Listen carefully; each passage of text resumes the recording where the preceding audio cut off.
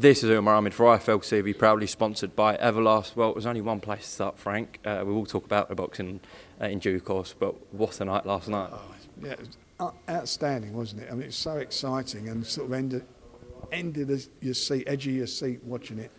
You know, Will, it's like watching one of those fights where someone's, you know, the last round, they've got to just get through it to the fight, and can they do it, and the other guys, can they knock him over?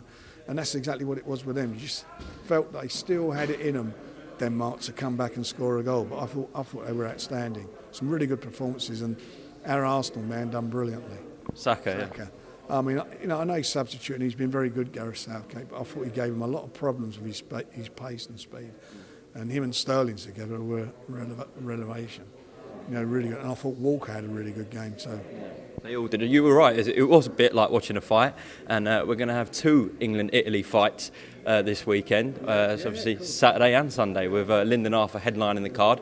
Just quickly want to firstly address Anthony Yarde, who's out again. He's not fighting this Saturday. Just clarify that, so please, Frank. Well, his opponent was injured, and we were looking for an alternative, and we was to and fro negotiating. But at the end of the day, we couldn't agree, and so therefore we had to make a decision, and my decision was to push his fight back. Okay. Was there not potentially someone else you could have got in? Did you look at other people? Well, there was a couple of players, but we couldn't agree on the opponents, so that's where we got to. Okay. And when we finally agreed, it was too late to get the guy in the country. Obviously, a bit of a shame. Last time he had tooth abscess, not fighting again. But you can reassure us that we will see Anthony in a ring soon. Absolutely, I want him back in the ring. I mean, you know, I think he's still got a lot to give, and he's got a lot to prove. So he wants it. I'm actually seeing him. I see him this morning.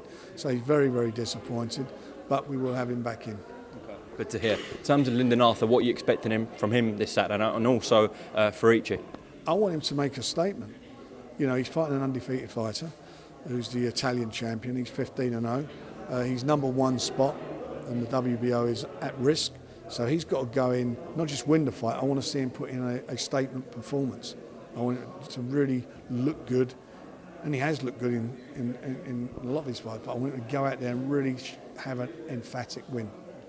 How many tickets you managed to sell for Royal Albert Hall? We're only allowed to sell 1,000. It's a bit of I'm a bit pissed off with it, to be quite honest, because they've allowed all the football stadiums, Wimbledon and everything. Even the theatres, I think, are allowing them in 50%, and it's ridiculous. 1,000 people. That's like a third of York Hall in a big building like that. So it's a bit disappointing. Did they give you a reason for why? Just won't do it. Government wouldn't do it. We lobbied the Minister of Culture and Sport, and they just wouldn't do it. They wouldn't change. Seems like the government again frowning upon the boxing. Well, look, I'm all for safety first. I mean, I've never not complained about any of it because health comes first. And you don't want to overwhelm the NHS. But it should be a level playing field for all sports, and it hasn't been for us. There's no doubt about that. Anyways, on a positive note, expecting 2 English wins this weekend. Yeah, I mean, I really think we're going to do it in the football, and Linden, I expect him to go in there and do the business and look really good doing it. Get a double over the Italians this weekend. You'll obviously have the best seat in the Royal Albert Hall this Saturday night. Will you be trying to go to Wembley on Sunday?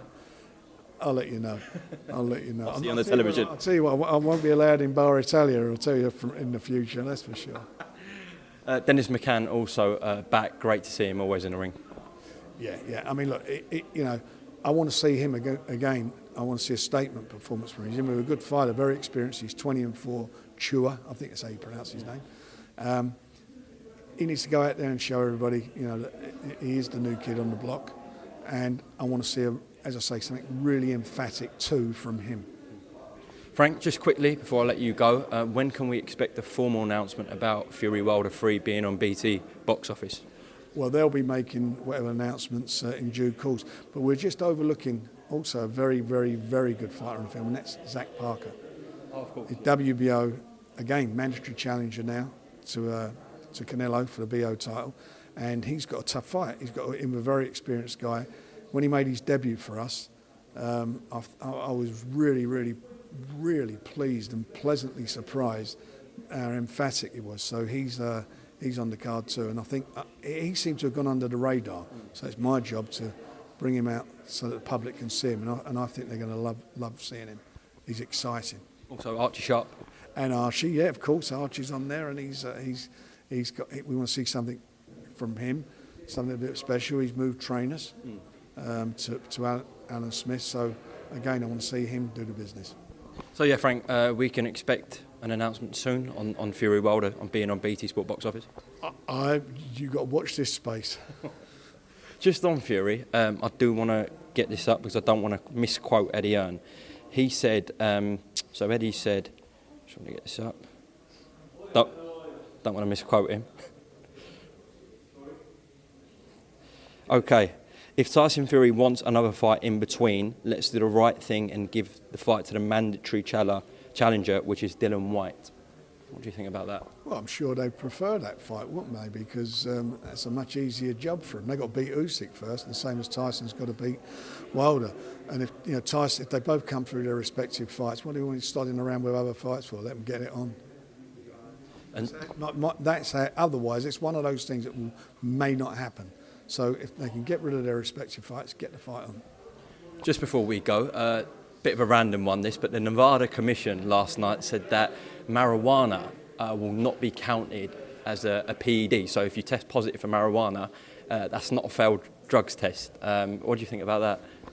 Well, I'm not for that, to be quite honest. You got to remember, marijuana's legal in the state, isn't it? Anyways, ask Bob Arum about that. Yeah, I mean, Bob may be happy with it. I'm not happy with that at all. I mean, I'm against that.